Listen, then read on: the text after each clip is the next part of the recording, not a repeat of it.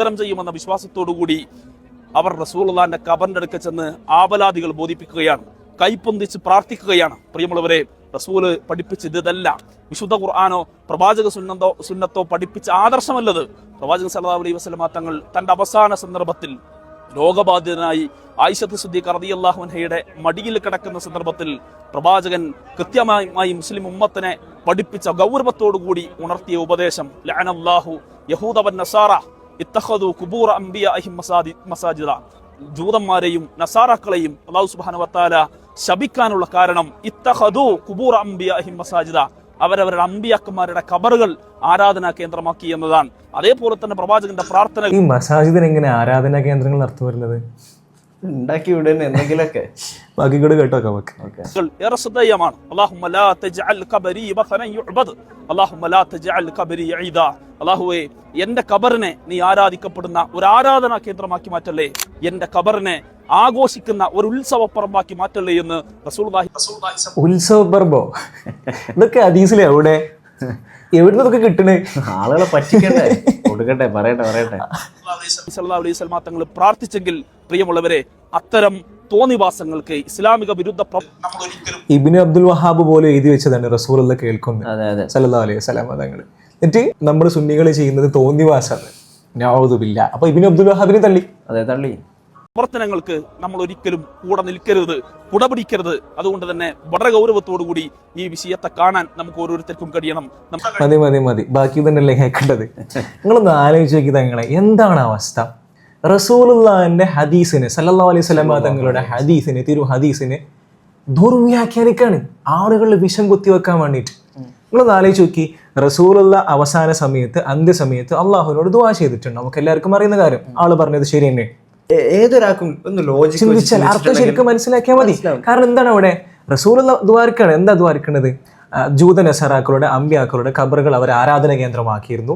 അത് അള്ളാഹു തന്നെ ശപിച്ചിട്ടുണ്ട്. ഓക്കെ, എന്റെ സമുദായത്തെ എന്താക്കരുത്, എന്റെ ഖബർ ആരാധന കേന്ദ്രമാക്കരുത് എന്ന് പറയുന്നുണ്ട്. അള്ളാഹുവിനോട് ആരാണ് ദുആ ചെയ്യുന്നത്? റസൂലുള്ളാഹിയാണ് സല്ലല്ലാഹു അലൈഹി വസല്ലം. എന്തായാലും സ്വീകരിക്കുന്നതാണ്.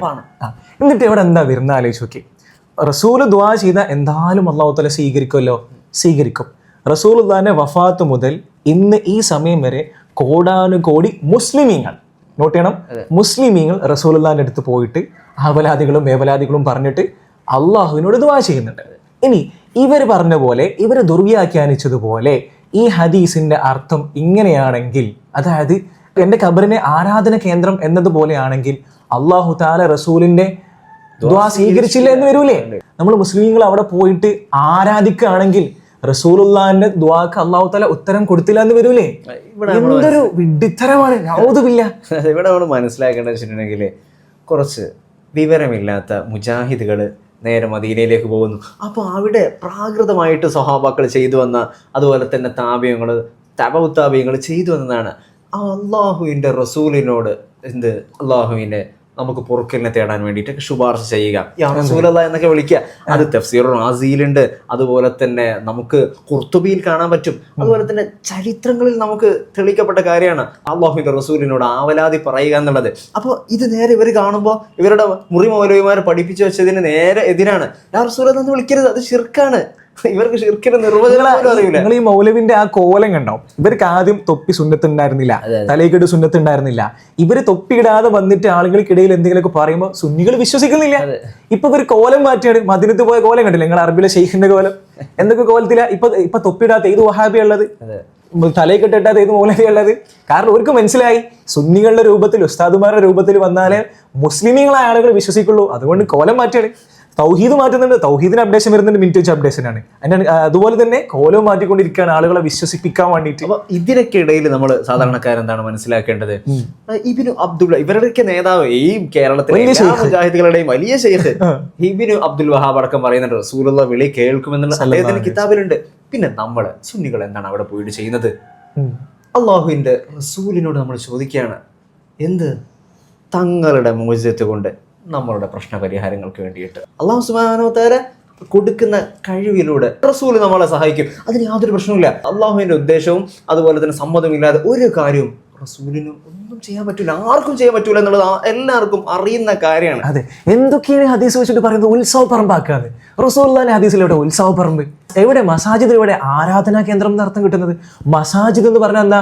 സുജൂദ് ചെയ്യുന്ന, അള്ളാഹുവിന് സുജൂദ് ചെയ്യുന്ന സ്ഥലം. ഭൂമിയെ മുഴുവൻ അള്ളാഹു തആല മസാജിദാക്കിയ റസൂലുള്ളാഹിന്റെ ഹദീസ് ഉണ്ട്. അതെ അതെ, ഉത്സവ പറമ്പ് എത്രേ? എന്തൊക്കെയാണ് ഇവര് റസൂലുള്ളാഹിന്റെ ഹദീസ് കൊണ്ട് കാട്ടിക്കൂട്ടുന്നത്? മരിച്ചു പോകണ്ടേ ഇവർക്കൊന്നും? അപ്പോൾ നമ്മളിവിടെ ചെയ്യുന്ന തവസ്സുല് ഇസ്തിയാസയുടെ ഭാഗമായിട്ട് റസൂലുള്ളാഹി തങ്ങളോട് നമ്മൾ ആവലാതി പറയുകയാണ്. അത് സ്വഹാബാക്കളും എല്ലാവരും ചെയ്തു പോരുന്ന ഒരു പ്രവൃത്തിയാണ്.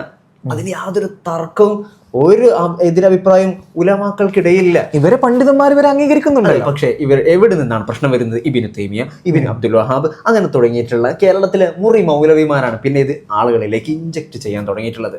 മരണപ്പെട്ടതിന് ശേഷം, വഫാത്തായതിനു ശേഷവും അമ്പിയാക്കൾക്കും ഔലിയാക്കൾക്കും മുഅ്ജിസത്തും കറാമത്തും ഉണ്ടാകും എന്ന് ഹദീസുകളിൽ നിന്ന് വന്ന സ്ഥിരപ്പെട്ട കാര്യമാണ്. ഇവർ ഹദീസിനെ അടക്കാണ് തള്ളുന്നത്. വലിയ വിപത്താണ് ഇവർ ആളുകൾക്കിടയിൽ ഉണ്ടാക്കി വെക്കുന്നത്.